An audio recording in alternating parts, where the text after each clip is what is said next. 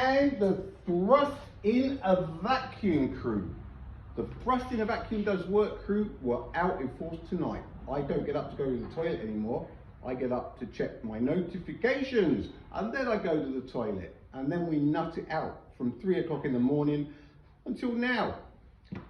Oh, it does work. It doesn't. No resistance. It does. No, it doesn't. Newton's third. Every action has equal. No, it doesn't. No resistance. No. Third. No resistance. Third. No resistance.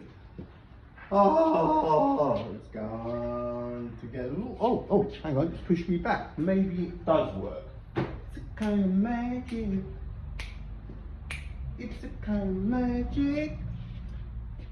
I've got some homemade thrusters that we're going to have a play with to see if we can find some of this magical back force that everybody keeps telling us about, okay? Got Newton's third up there because it's all about Newton's third at the moment. It's everyone's go-to.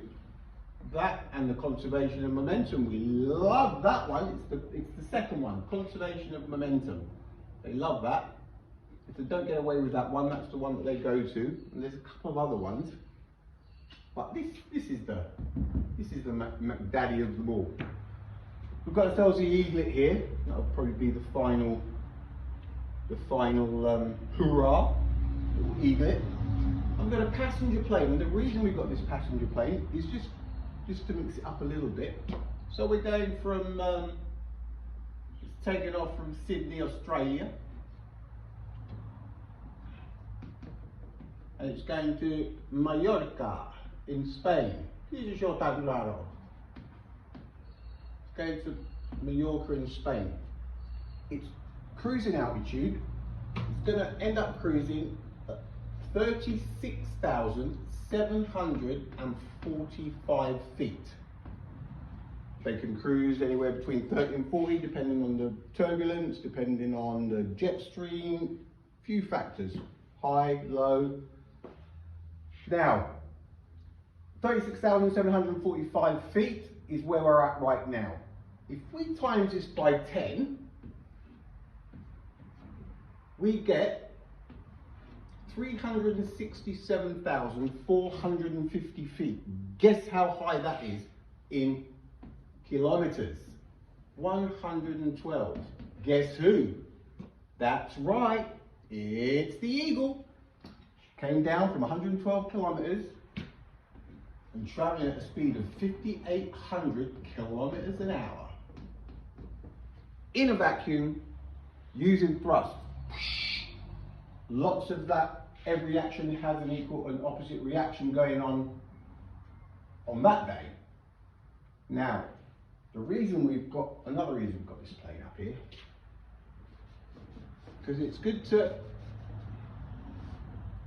keep the thrust in a vacuum does work crew on their toes. And I'm still here. And I'm throwing logic and common sense at them, and I think they're struggling. They're on the ropes. So what we have is a jet airliner. Everybody's happy, eating peanuts, watching the in-flight movie, probably Contact with Jodie Foster. So what do we get? A little rupture. What happens? Booshka!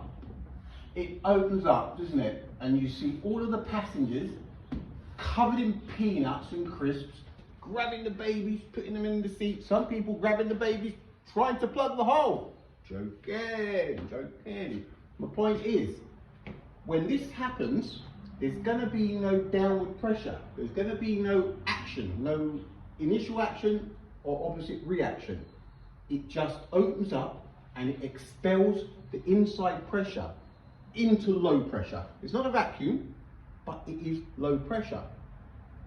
There is no thrust action going on here. It's simply a release of pressure. A release, you know.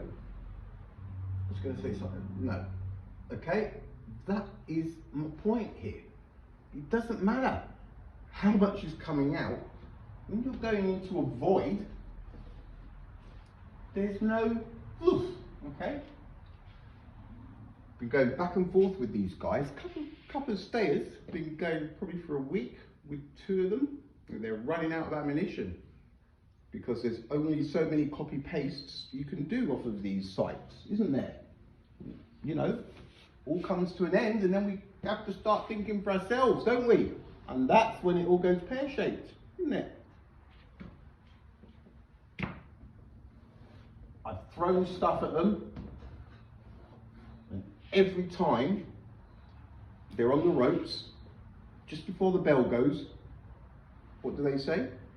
Mate, if you can't get Newton's third, every action has an equal and opposite reaction, that is not our fault.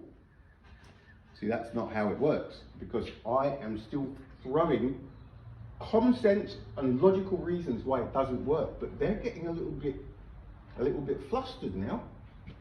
So yeah, there we go. We're going to come back and do some homemade thrusters after the break and see if we can find that kind of magic. It's kind of magic.